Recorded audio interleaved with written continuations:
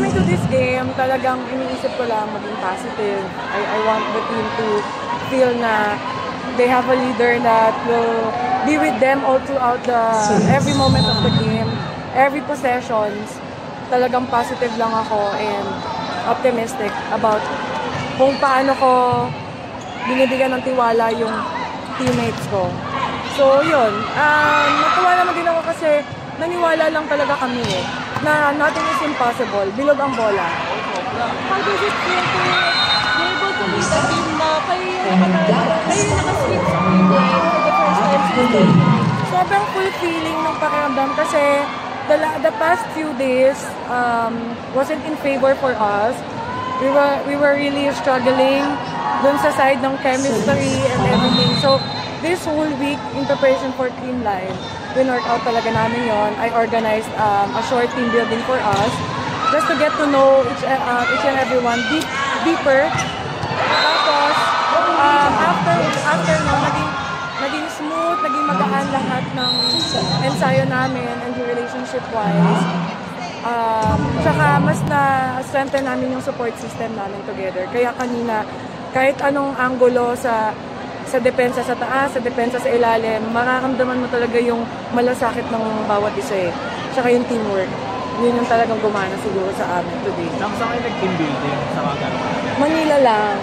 Actually, ano lang siya, 3 days and 2 nights. Sobrang quick.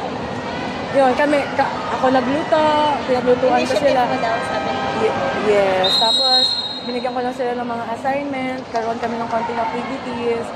Yun, thankfully talaga kay Lord, sabi ko kanina after ng game. Salamat lang na binigyan niya ako ng guidance para i-lead itong team na to. Sana magtuloy-tuloy po talaga. Thank you! Thank you so much!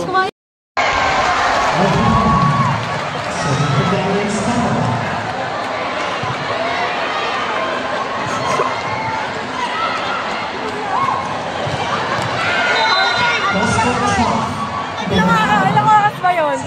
Magpa 5 set na yung andun pa din ako. How does it feel to? Hindi kasi para sa akin, minsan lang naman nila kami mapupuntahan dito. Doon na tayo, in-effortan. So para sa akin, ayoko yung may nakapila tapos aalisan ko. Parang gigilty ako dun sa fact na maglalakad sila ng malayo tapos pagdating hindi sila makapagpa-picture. So, okay lang. Laban lang. Laban lang na laban. How does it feel to receive yung love ng mga taga-Laguna? Ay nako, grabe po. Sobrang warm yung pag-welcome nila sa amin. Nakakataba po ng puso. Maraming salamat po sa lahat ng mga taga-Laguna. And also yung mga naka-mental smashers, naka-pink also. Na-appreciate ko po yun.